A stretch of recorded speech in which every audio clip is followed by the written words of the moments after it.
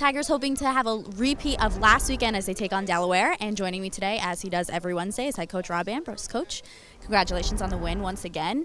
No luck there. Obviously, the guys played their hearts out. How did the adversity from last week play into the positivity and, their win this weekend?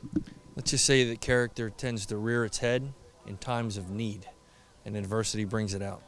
And these kids really bound together as a family, not for the first time, but in a much stronger, important way. And I think everybody was pleased with the result.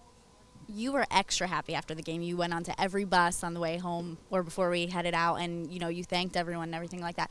Was it a personal victory for you? No, not at all. It was something that, for the goals of the program and the building of the program, it's something that we needed.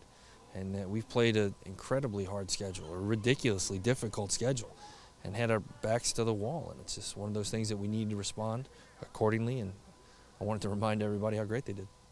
Grant Enders was the CAA Player of the Week. Can you talk a little bit about how he's progressed over the years that he's been Tiger? I tell you, he's been a good football player ever since he was a little kid. But to see his growth, especially in the last month and a half, to see him learn from his mistakes in a very extreme way, and to just keep getting better and better and better against really good competition. As a coach, that's what you pray and hope for that your kids do, and especially in their senior year, in the limelight of your career as a college player. And it's awesome for everybody to be a part of it. Let's talk a little bit about Hurricane Sandy. It came in, it messed up the beginning of the week for most people, but not for you guys. You guys worked right through it. Can you talk a little bit about that? Well, first of all, thank God everybody around here is healthy and safe, and I feel for the families, especially in the north and the towns that are, some of those towns aren't even towns anymore.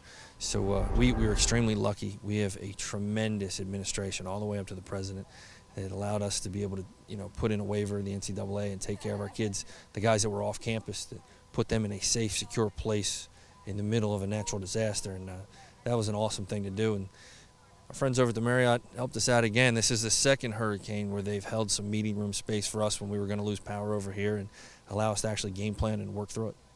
And speaking of that game planning, Delaware is this week. You guys are having you had two road games, or you had one last weekend, you'll have one this weekend. Does that, play into the guys' heads at all? Let's just say that winning a road game in the CAA is one of the more difficult things to do, and to do it 2 weeks in a row back-to-back is even a greater challenge against an awesome, historically impressive, sold-out stadium-type team like Delaware is. So we know what we're getting into, but there's no rest for the weary here. We're always ready for a new challenge, and let's bring it on. Hey, Tiger Town, be a part of the uproar and get your Towson football tickets today. See the Tigers take on the Rhode Island Rams in their next home game on Saturday, November 10th at 3:30 p.m. in Johnny Unitas Stadium.